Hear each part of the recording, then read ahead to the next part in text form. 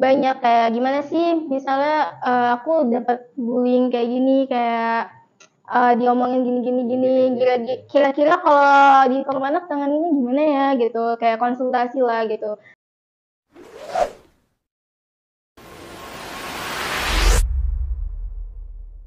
Assalamualaikum warahmatullahi wabarakatuh. Halo guys, balik lagi di channel YouTube kita di CO2 Creativity of OSIS. Nah, sebelumnya perkenalkan dan bermain lagi silakan nih sama kita. Sebelumnya izinin dulu memperkenalkan diri ya. Nama gue Zahira Diva Kalana dari kelas 11 APL 4 sebagai anggota pengurus OSIS. Dan gue Tirta Sakwatangari dari 10 kali 4 dan gue sebagai pengurus OSIS. Kalau kalian berdua gimana? Oke. Halo, kenalin nama gue Sierra Alessandra, bisa dipanggil Sei kalau biar lebih akrab, lebih enak ya. Gue dari SMK 4, dekat.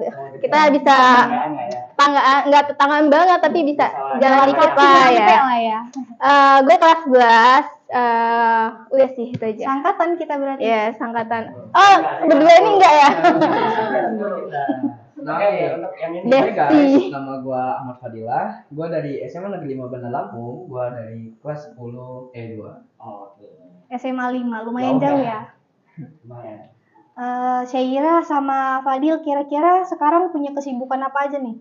Kalau saya sih ini ya kayak ngisi waktu-waktu di ekskul gitu kan, bantu-bantu. Terus juga sibuk mulai ada proja sih bukan dari ekskul malah prokerjanya ini kan, kayak dari pelajaran-pelajaran, bikin film, drama dan lain-lain. Keren ya bikin film. Kalau gue tahu ekskul apa tuh? Kalau saya sendiri ekskulnya itu Persisma. Persisma, baru dengar nih saya ya. Persisma itu kayak dari bahasa Inggris, dia itu jurnalistik gitu deh.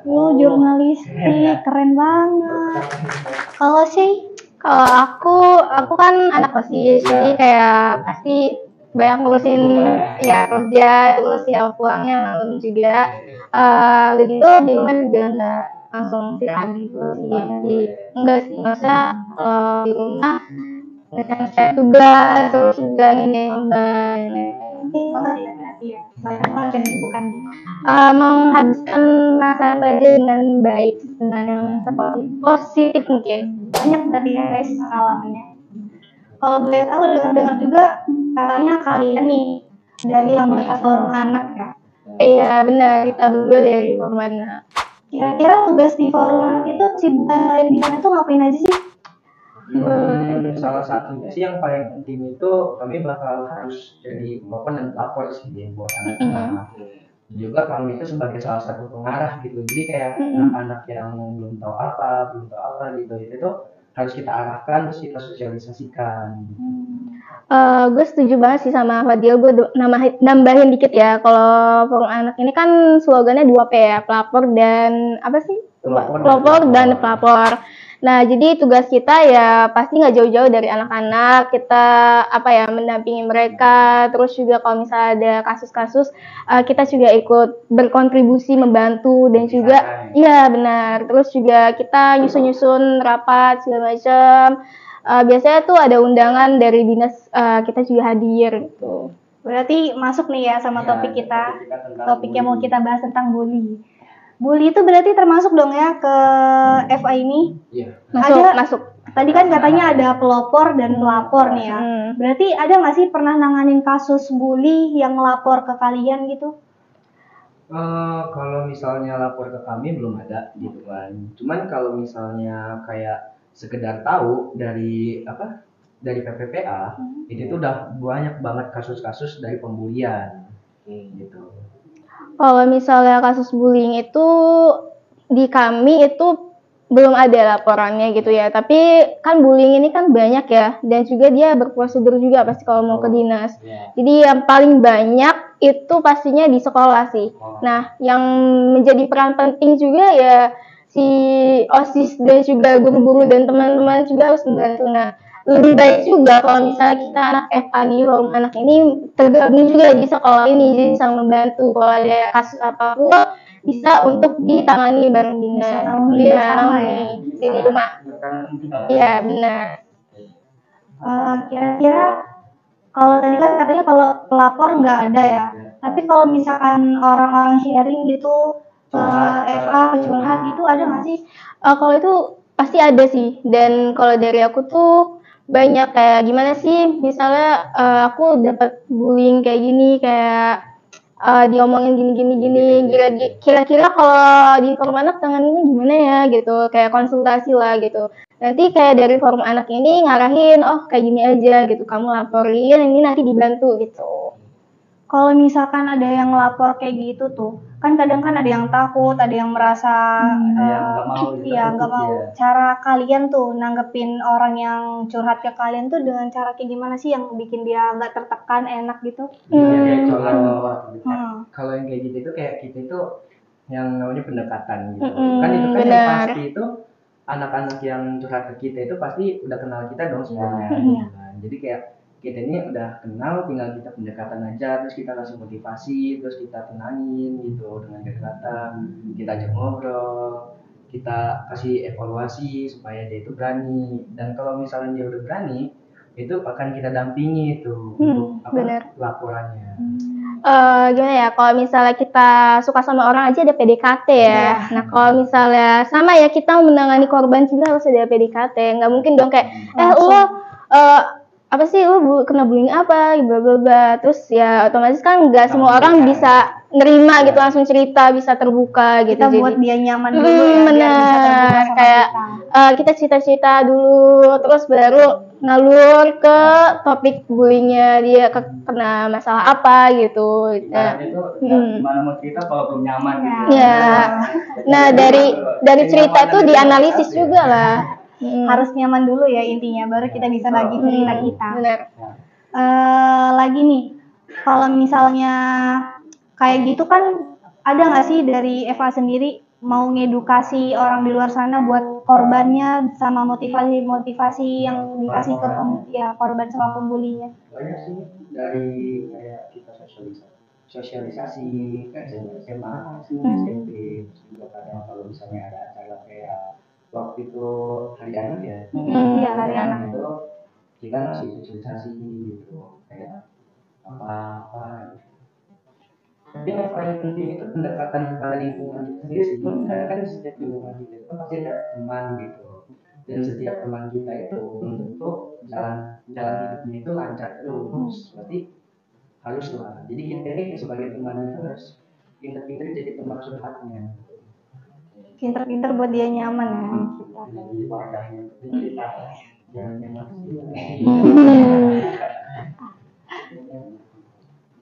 Oke, kalau boleh tahu bisa nggak sih ceritain tentang perjalanan bisa menjadi anggota FA itu gimana awalnya?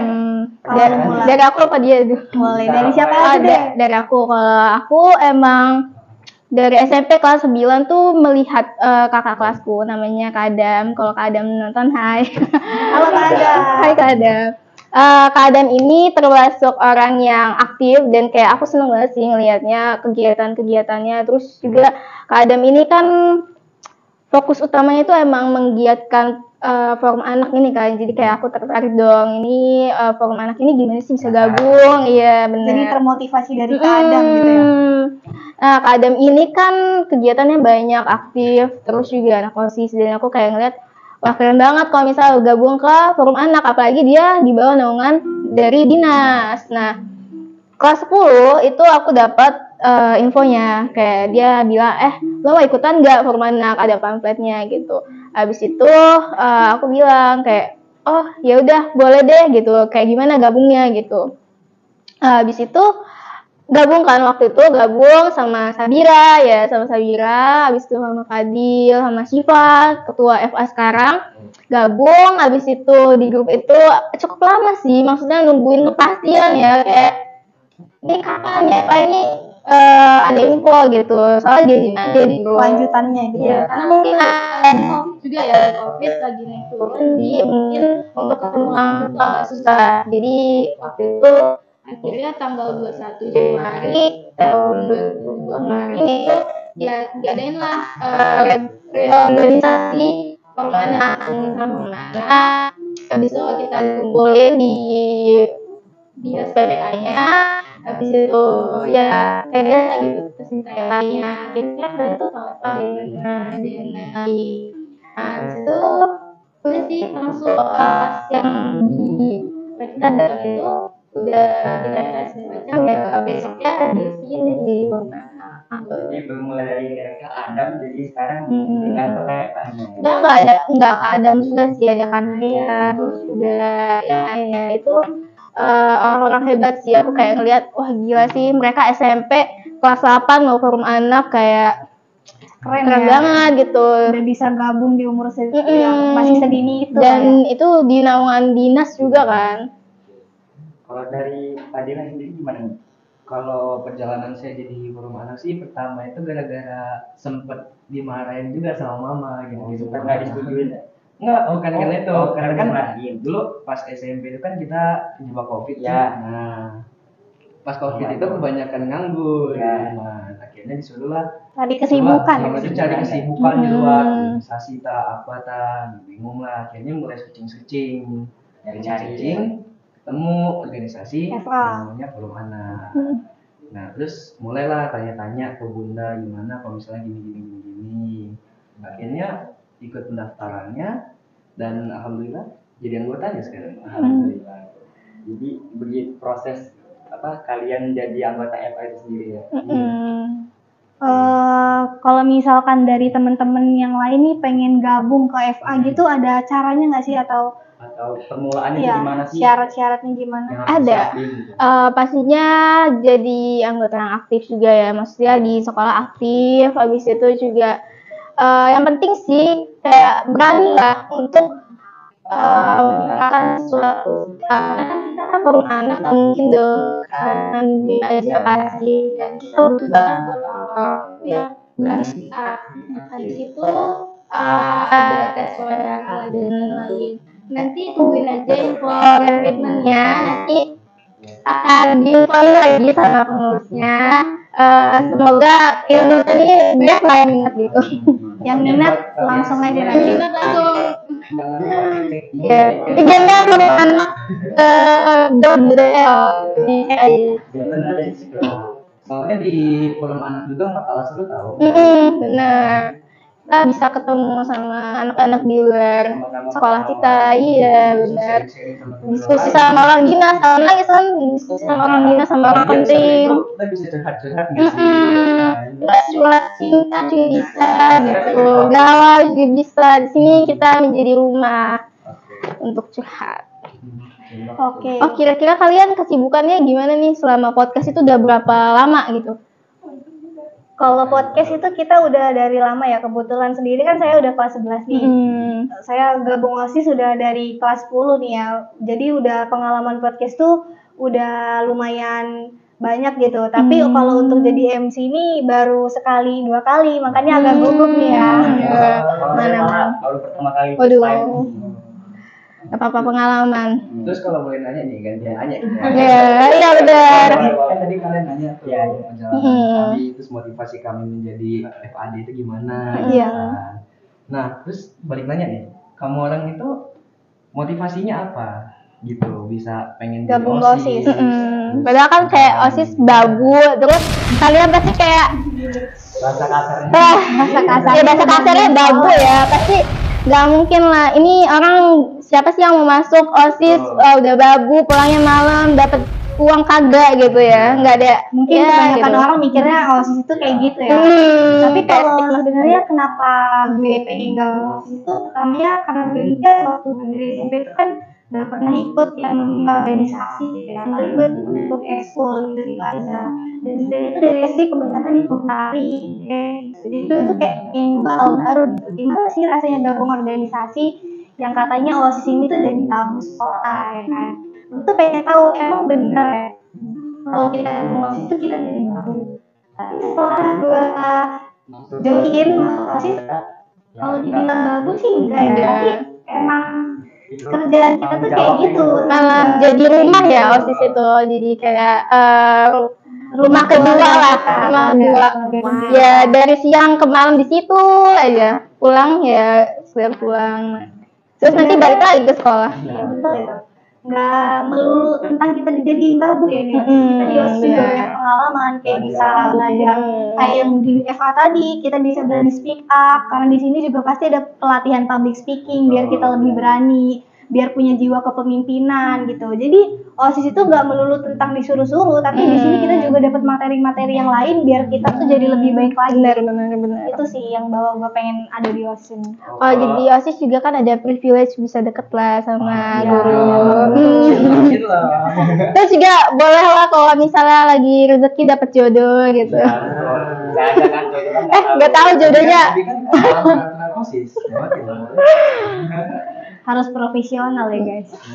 Kalau dari gue sendiri sih untuk masuk OSIS ini karena sama ya kayak Kak Diva tadi, karena saya dari SMP belum pernah masuk organisasi sebelumnya, jadi pengen gitu nyoba masuk. Sebenarnya gue ini pantas nggak sih di organisasi ini untuk beraniin diri juga, dan di kelas juga emang diomongin kok lo mau-mauan sih disuruh-suruh OSIS gitu, ada event-event itu ngurusin pulang malam gitu emang dibayar gitu. Tapi gue jawab enggak, tapi itu ada apa ilmu yang gue dapat dari situ sendiri. Lu nggak bakal paham kalau lu emang nggak join di situ. Kalau nggak ngerasain nggak akan paham ya guys ya. Lagian kalau misalnya nggak ada OSIS, event-event sekolah gimana coba? Kayak Iya, langsung betul, sunyi, klik-klik ini nggak ada Kalau nggak ada kegiatan. OSIS, gitu. event-event kalian nggak akan ke jalan, nggak ada yang bantuin. Jadi Tolonglah berterima kasih gitu sama karena kami sudah capek sudah itu, sudah capek dikatain. Terus ya semua mahasiswa-siswa yang pengangguran daripada di tua mungkin rumah mending kalian join OSIS atau Mana sih nggak bisa, nanti tungguin aja. kalau di sana itu kalian menghilangkan beban orang tua sedikit lah, nggak makan di rumah itu beras masih aman ceritanya, kan udah dikasih makan sekolah pemerintah gitu, jadi aman. Jadi kalian pulang itu udah kenyang, ditanya udah makan belum? Oh udah gitu. Jadi mak nggak usah sing gini lagi ya. Betul. Selain itu kita juga bisa nginspirasi orang-orang buat nggak ngebully gitu dengan buat Prokja apa gitu ya kan. Karena kan ya daripada jadi pembuli mending jadi OSIS gitu kan, biar lebih punya kesibukan lain daripada gabut bully-bully orang gitu kan. Lagian bully di zaman sekarang udah nggak zaman nggak sih? Kayak zaman sih bully gitu. Zaman sekarang tuh berdamai. Ya, kayak ngapain sih lo tuh kurang kerjaan banget. Ngurusin hidup daripada orang. ngebully mending belajar kalian di rumah itu, karena kan zaman sekarang ini kan banyak banget tuh apa inspirasi gitu. Kesibukan-kesibukan lain kayak konten, jadi kreator video atau apa daripada kalian ngebully gitu kan. Oke, balik lagi ke topik tadi itu, saya mau nanya nih ke kalian berdua. Betul. Cara kalian berdua bagi waktu antara jadi anggota FA itu dengan sekolah tuh gimana tuh? Ada nggak cara bagi waktunya biar nggak keteteran gitu? Kalau misalnya kita lagi banyak tugas, itu tuh biasanya kita itu bikin jadwal. Kalau misalnya ada jadwal dari FAD, itu tuh kita bikin jadwal. Misalnya hari Jumat. Nah, hari Senin sampai hari Kamisnya itu sebisa mungkin kita ngerjain tugas itu langsung kelar. Jadi fokus ke pembelajaran di sekolah. Harus sesuai deadline gitu ya. Iya. Kalau misalnya Jumatnya bakal ada pembelajaran, kita tanya sama guru-guru mapel yang hari Jumat. Bu, jadi misalnya hari Jumat ini saya bakalan ada acara, Bu. Nah, saya minta izin, Bu, minta materi besok itu apa aja, terus tugasnya apa aja. Kayak minta tugas gitu. Nah, kita selesai yang pertama, kita kirim. Jadi pelajarin dulu gitu ya. Nah, jadi kita agak tenang juga gitu loh. Dan numpuk. Bakal keteteran gitu. Karena semuanya udah jadwal gitu ya. Sebenarnya semua masalah itu nggak bakal ada yang keteteran kalau kalian tidak malas. Betul. Jangan males ya. Tugasnya nggak keteteran. Jangan mau naik kelas kalau anda tidak mengerjakan tugas. Itu kuncinya. Kalau dari gue, ya agak berat ya. Karena kan bagi waktu itu apalagi gue kegiatan juga ya.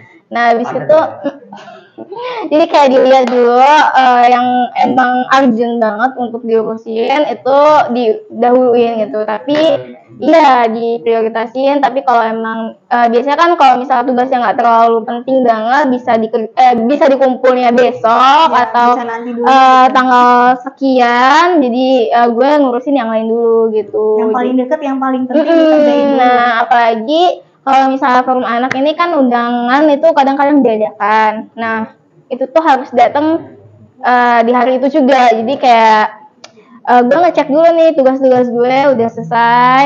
Kan undangan kan ada jamnya ya. Nah, Iya. kalau gue lagi belajar ada tugas, gue langsung kerjain dulu. Terus buru-buru ngasih ke gurunya nilai, kumpul. Habis itu izin gitu. Jadi sebenarnya itu nggak ada kata terlambat, terus juga kayak nggak ada kata males kalau emang kitanya niat. Ada kemauan. Iya. Kalau apa ya? Kita manajemen waktu Iya, benar. gimana ya? Kalau kitanya apa ya? Banyak kegiatan gini, guru-guru pasti ngerti sih. Iya. Asal kita Jelas kegiatan. manage waktunya bagus dan juga ngerjain tugas dia gitu. Karena kan guru nggak semua bisa nerima ya. Kamu banyak kegiatan tapi nggak ngerjain tugas saya buat apa? Gimana saya ngasih nilainya gitu kan? Kegiatan banyak tapi tugas juga Iya, jangan dibiarin gitu aja. karena kita harus ingat kalau kita itu juga pelajar Iya. dan kita ini juga termasuk orang-orang yang dapat privilege karena kita bisa dibiayain pendidikan sama orang tua kita. Harusnya kita ingat tujuan kita itu sekolah, boleh kegiatan apapun, lomba segala macam, tapi jangan ingat kita juga punya kewajiban di sekolah. Guys ya, jangan dijadikan organisasi atau kesibukan Sebagai alasan. Iya, apalagi nih ya sering banget kayaknya ya, mungkin ada lain ya dari teman-teman tuh kayak dispen itu dijadikan alasan untuk tidak mengerjakan tugas gitu. Padahal dispen itu kan pasti ada kosongnya ya, kalian bisa kerjain lah tuh. Bisa nyicil tugas pas waktu Iya, dispen. apalagi tugas kalian kan nggak di sekolah, nggak di kelas ya, pastinya nggak tahu ngerjain gimana, ngerangkumnya kayak gimana, nggak ikut penjelasan dari guru, jadi kayak itu kan hal yang berat gitu.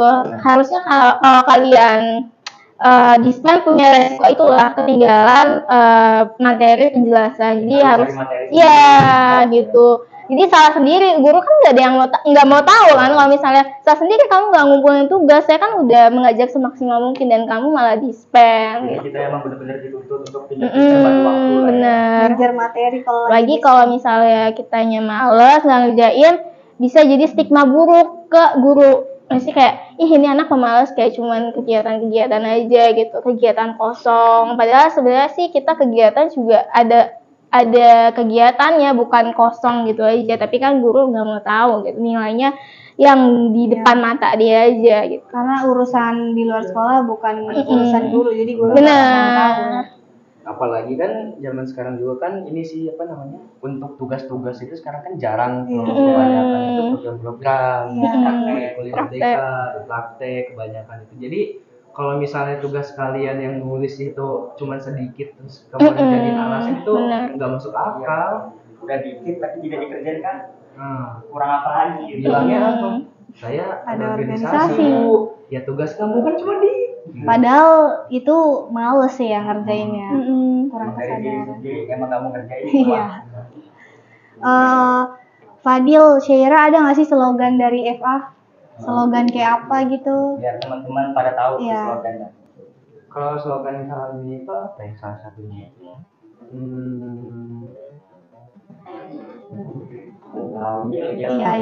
Kalau kayak SNT kan kreatif, inovatif, kompeten, siap kerja. Kalau FA ada nggak? Oh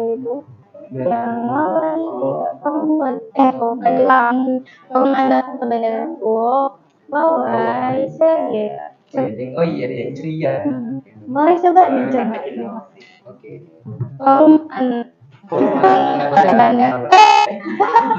Ada apa pakai apa? Oke. Ceria. Kalau mas ulang dong. Oke. Semangat. Ini kita semangat ya. Mana? Ceria.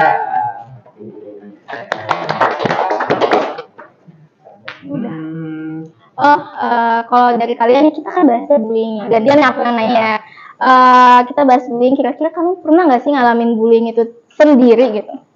Kalau untuk ngalamin bullying sendiri sih nggak pernah ya. Tapi kalau misalkan kita ngelihat orang dibully tuh sering gitu. Karena kan bullying itu nggak melulu disengaja gitu. Kadang bullying tuh kita sadar atau nggak sadar, disengaja atau tanpa disengaja itu kita ngelakuin itu. Benar. Apalagi dengan iming-iming bercanda, Ya. itu ternyata masuk di dalam kategori bullying. Bentar. Terus tanggapan kalian ngelihat orang yang dibully gimana tuh? Tanggapan kami ngelihat orang yang dibully itu ya pasti kayak Rasa kasihan lah ya, iba gitu sama dia. Kita sih Bisa maunya bisa mereka nolong. tuh kita pengennya nolong gitu sama ngasih motivasi dia tuh biar jangan takut gitu loh. Karena harus punya backupan juga temen yang banyak gitu. Biar kalian tuh bisa ngelawan si pembuli itu, jangan jadi korbannya. Benar. Buktiin kalau kalian tuh tidak pantas dibully. Nah, Terus langkah OSIS itu apa aja sih buat nanganin bullying-bullying yang ada di sekolah kalian? Mungkin kita sosialisasi ya. Ke siswa-siswa itu ngasih motivasi ke mereka biar kesadaran mereka tuh terbuka gitu, biar nggak banyak yang dibully sama korbannya, jadi kan mengurangi gitu. Dan untuk para korban bully juga bisa melaporkan ke kami yaitu curhat.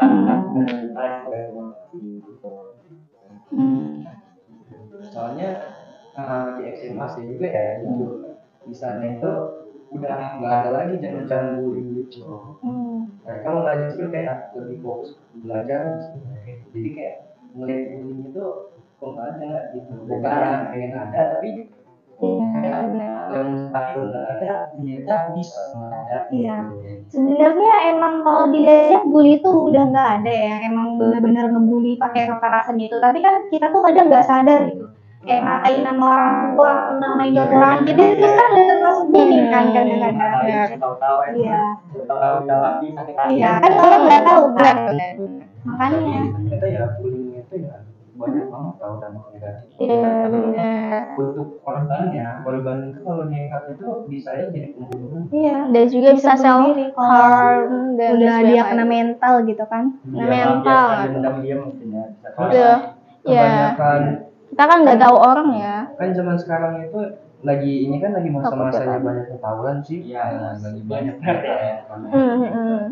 Ternyata setelah didalami ditanya-tanya mereka itu terjadinya gara-gara teman mereka ada yang dibully. Jadi temannya ini udah jadi anak baik-baik, dilihat biasa-biasa aja, taunya malah dibully. Akhirnya terjadi dendam, Nggak terima gitu jadi dibalaskan, jadi berdampak tawuran juga. jadi buat kalian yang tidak mau mati konyol jangan bully. Intinya buat pembuli itu jangan mikir gitu loh sebelum bertindak ya buat pembuli. Mungkin untuk korbannya kalian jangan merasa terkucilkan, jangan merasa sendiri, jangan merasa terpojokan. Kalian harus berani ngadepin si pembuli-pembuli itu. Mungkin kita sampai di sini aja kali ya. Makasih banyak udah mau ngobrol-ngobrol, berkunjung ke SMTI. Sama. Jangan kapuk-kapuk lah ya kesini. Enggak dong. Malah senang sih kalau diundang lagi. Oke, senang pesan juga buat bisa. kalian semua untuk para korban bully, tetap semangat, terus jangan putus asa, terus jangan merasa sendirian karena di lingkungan kalian itu masih banyak urusan kalian. Untuk pelakunya jangan ngebully lagi loh. Dan uang itu di kantor polisi gitu. Kalau dari gue ya bully itu dan kalian buat korban bullying gue ngerasain ya bullying, jangan takut untuk melawan dan jangan takut untuk nunjukin kalau kalian tuh lebih bisa dari si pelaku, kalian lebih hebat. Karena banyak kok cerita-cerita orang yang korban bullying itu bisa jadi yang sekarang bisa jadi lebih baik, lebih hebat. Bahkan yang si pembulinya minta tolong lagi sama si yang bully, yang korbannya. Gak mana tuh muka. Nggak tahu malu. Dan sekian dari kita nih ya. See you. Dadah. Bye.